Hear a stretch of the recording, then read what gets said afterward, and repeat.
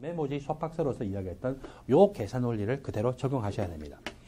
여러분들 교재 143쪽을 보니까 핵분열 그리고 핵융합에 대해서 이야기하고 있는데 여기 핵자당의 결합 에너지라고 하고 있어요. 핵자라고 하는 것은 양성자도 있고 중성자도 있는데 철은 몇 번 원소에 26번 원소죠. 그래서 우리가 나이가 끝끝이 50이 되면서 26살이 되면 철든다라고 하면서 26번 원소라고 했는데 질량수가 56인 철은 원자 번호가 지금 26번이기 때문에 양성자수 26개에다가 중성자수 몇 개라는 거예요? 30개죠. 이게 핵자당 결합 에너지가 가장 높아요. 따라서 우주가 무한대의 시간이 지나면은 모든 원소는 이론적으로 뭐로 바뀐다고 우리는 생각할 수 있어요? 질량수가 56인 철. 무한대로 살아도 다 철덩어리가 되는 거예요.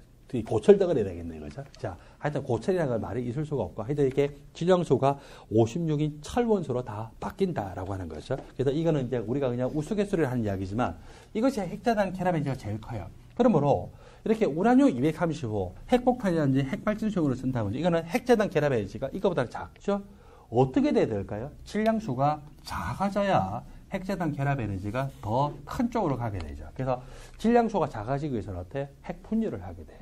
그리고 이렇게 질량수가 2인 수소 같은 경우는 어떻게 됩니까? 자기가 더 붙어가지고 질량수가 커져야 되죠. 뭘 해야 됩니까? 핵융합을 해야 되죠. 이렇게 해서 질량수가 큰 원소들은 핵분열을 해서 핵자당 결합 에너지가 큰 쪽으로 가게 되고 질량수가 작은 원소들은 핵융합을 해서 질량수가 큰 56철로 가게 되는데 특히 질량수가 2인 수소 2개, 질량수가 2인 수소 하나, 2개가 합해지면은요, 질량수가 4인 뭐로 됩니까? 헬륨으로 되죠. 그때가 가장 핵자당 결합 에너지가 커져요.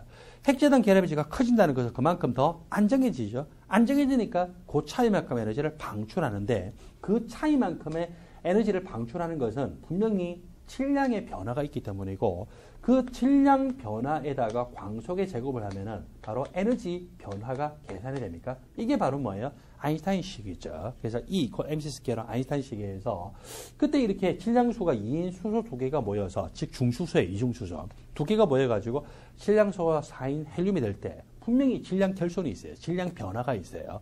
그래서 그 질량 변화만큼 에너지가 방출되고 그 에너지가 엄청나게 큰 에너지죠. 이게 바로 태양 에너지의 원동력에 해당되는 수소 핵융합이라고 우리는 보고 있죠. 그래서 이것이 지금 핵분열과 핵융합이고 이 부분에 대해서는 여러분들이 뒤에 읽어보도록 하십시오.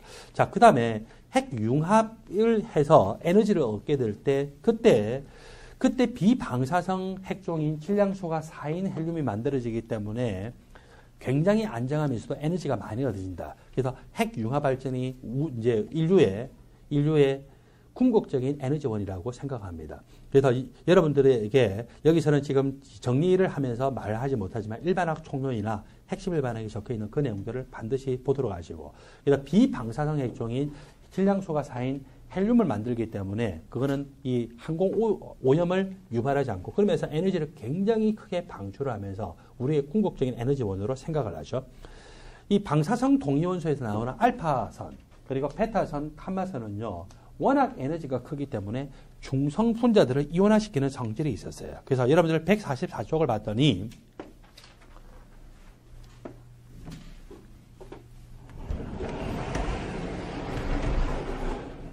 중성 분자를 이온화를 시키기 때문에 중성 분자 이온화가 되면서 그 사진 필름이 뿌옇게 바뀐다든지 또는 가이거 계속해 보니까 이 안에 뭐가 있어요? 아르곤과 같은 기체가 있고 아르곤 기체는 원래 반응합니까? 안 합니까? 안 하는데도 이 방사선, 알파선, 베타선, 감마선에 의해서 아르곤이 이온화가 돼버려요. 워낙 큰 에너지의 이 빛이라든지 또는 입자이기 때문에. 그래서 이온화가 되면서 전자가 떨어지죠. 전자 떨어지면 전자가 어때요? 플러스쪽으로 가고 나머지 것들은 양이온이 될 테고 양이온이 이제 마이너스쪽으로 가게 되는데 이 전자가 이쪽으로 들어와서 증폭기에서 증폭에 대해서 얼마만큼의 방사선이 들어왔다. 이런 식으로 측정할 수가 있죠. 그래서 1번, 2번은요. 방사선이 워낙 에너지가 크기 때문에 중성 분자를 이온화시키거나 또는 들뜨게 만든다라고 하는 성질을 이야기를 하고 있습니다. 그 다음에 3번과 4번은요. 방사성 동위원소가 어떻게 사용되냐라고 하는 것이죠. 질량수가 14인 탄소 같은 경우에는 그 반감기가 책에 따라서 어떤 책은 5715년이고 어떤 책은 5730년인데 그걸로부터 질량수가 14인 탄소가 있는 어떤 물질들의 경우에는 얼마만큼의 시간이 경과했냐. 그래서 연대기를 측정을 하기도 하죠. 그 다음에 방사선은요. 이렇게 항암치료에 사용되기도 합니다. 항암치료에 사용해서 저렇게 암세포를 죽이는 데 사용하는데 여러분들 기본적으로 항암제로 사용을 이 항암치료로 사용되는 방사선 동위원소는 반감기가 길어야 될까요? 짧아야 될까요? 짧아야 되겠죠. 빨리 그것들은 암세포 죽이고 사라져야 돼요. 그렇죠? 그래서 예를 들어서 항암 치료로 사용되는 방사성 동위원소인데 그게 반감기가 1억 년이다. 그럼 어때요? 계속 남아 있으면서 계속 방사선을 내뿜게 되니까 그거만큼 위험한 게 없겠죠. 그래서 보통 몇 시간짜리라든지 며칠짜리라든지 또는 아무리 길어야 몇 년짜리를 사용을 해서 저런 식으로 이 치료용으로 사용하기도 합니다. 시질학적 연대기로 사용하는 것은 보통 이제 포타슘 40이 사용되는데 이런 것들을 여러분들 그냥 읽어보도록 하십시오. 자, 이렇게 해서 핵 반응에서는요, 특히 141쪽의 핵 반응과 화학 반응의 차이가 아직 출제가 안 됐어요. 방사선의 종류와 성질도 아직 출제가 안 됐어요. 그 다음에 141쪽에 3번에 보니까 핵 반응에 보면 알파 방사, 베타 방사, 감마 방사, 양전자 방출과 전자 포획은요, 항상 1순위예요. 출제될 수 있는 1순위. 그 다음에 방사성 붕괴 속도는 몇 차 반응 속도 법칙을 다룬다고요? 1차 반응 속도 법칙을 다룬다. 요거는 반응 속도로 관련해서 문제가 자주 출제될 수 있는 거고 142쪽에 보니까 핵 붕괴가 될 때 안정성띠에서 왼쪽 위에 있는 것들은 주로 뭐예요? 베타 방사. 그리고 안정성띠에서 오른쪽 아래쪽에 있는 것은 양전자 방출이나 전자 포획을 통해서 주로 그런 식으로 무한히 안정한 쪽으로 가더라. 143쪽을 보니까 우라늄 238의 핵 붕괴에서 알파 붕괴, 베타 붕괴 몇 번 일어날까는 중간에 있는 메모 지점은 소팍스의 그 식에 의해서 여러분들이 자유자재로 계산을 할 수가 있어야 됩니다. 그리고 143쪽에 그 질량수 56인 핵이 핵자당의 캐라베지가 가장 커서 그거보다 질량수가 크거나 작은 것들은 각각 핵분열과 핵융합을 해야 된다라고 하는 내용까지 우리가 같이 한번 짚어봤습니다. 그리고 그때는요. 질량 결손이 생기기 때문에 그 차이만큼 에너지가 굉장히 크고 그 에너지가 보통 어때요? 화학 반응에 의한 에너지보다 100만 배 정도 되더라라고 하는 것까지만 기억하십시오.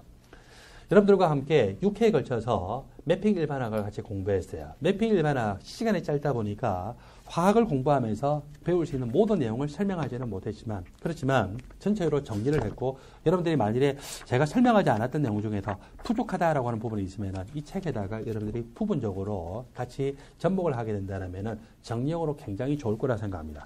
매핑 일반학은요. 미트나 디트, 피트뿐만 아니라 여러분들이 변리사 시험을 공부하거나 또는 교원 임용고시라든지 또는 대학원 입시라든지 또는 여러분들 중에서 화학을 한번 전체로 정리를 해보자라고 하는 그런 이공계생들이 공부하기도 굉장히 좋은 것 같아요. 그렇게 해서 여러분들이 이 4시간 사실상 그 3시간 반 정도 나가죠. 그래서 3시간 반에 6회니까 한 22시간 정도는 저는 이제 계산을 하고 있는데 그 정도 만에 화학을 정리할 수 있는 굉장히 좋은 강의라고 생각을 합니다. 그래서 이 강의가 여러분들에게 무료로 주어지기 때문에 여러분들 계속 보관하고 있다가 내가 한번 화학 정리해볼까? 그러면 어때요? 1년에 한번 배틀 케미스트리 데이를 정하는 거예요. 그래서 22시간 동안에 화장실 가는 시간 빼고 그 다음에 여러분들 햄버거 드시면서 그래서 그러면서 하루 정도 만에 화학을 전체적으로 정리하기에 좋은 강의 같습니다.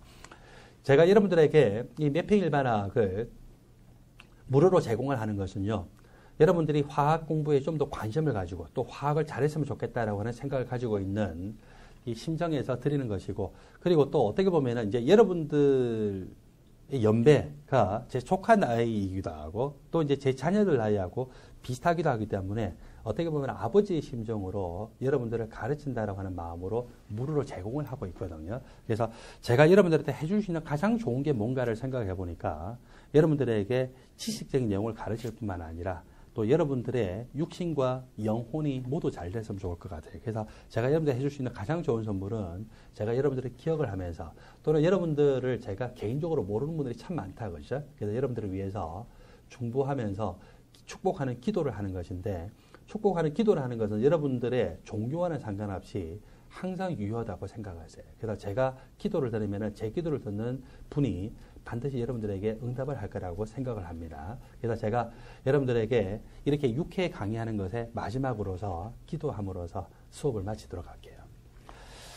하나님 아버지, 우리 학생들을 사랑하시고 우리 학생들에게 의전원이나 치전원이나 또는 약대 편입이라든지 우리 학생들에게 다른 기술고시나 교원 임용고시나 대학원 입시라든지 또는 화학 공부에 대한 소원을 가지고 저와 만나게 하심을 감사함을 드립니다. 우리 학생들의 마음 가운데 주신 그 소원들을 하나님께서 성실과 열심으로 다 이루어 주시옵시고 우리 학생들의 인생과 가정이 평안하게 하시고 잘되게 하시고 우리 학생들이 대한민국의 훌륭한 지도자가 되어서 대한민국을 참으로 많은 나라 사람들이 부러워하고 또 무지개 나라로 생각하는 훌륭한 나라로 만드는 노블리스 오블리주의 지도자들이 될 수 있도록 우리 학생들을 만들어 주시고 붙들어 주시옵소서. 가정이 평안하게 하시고 육신의 건강한 뿐만 아니라 항상 마음이 평안과 기쁨과 소망과 사랑이 넘쳐나게 하시고 혹시 이 강의를 보는 학생이 올해 시험을 준비하고 있다면 올해 시험 합격의 꿈도 이루어 주시옵소서. 예수님 이름으로 기도드리옵나이다. 아멘. 자, 여러분들 사랑합니다.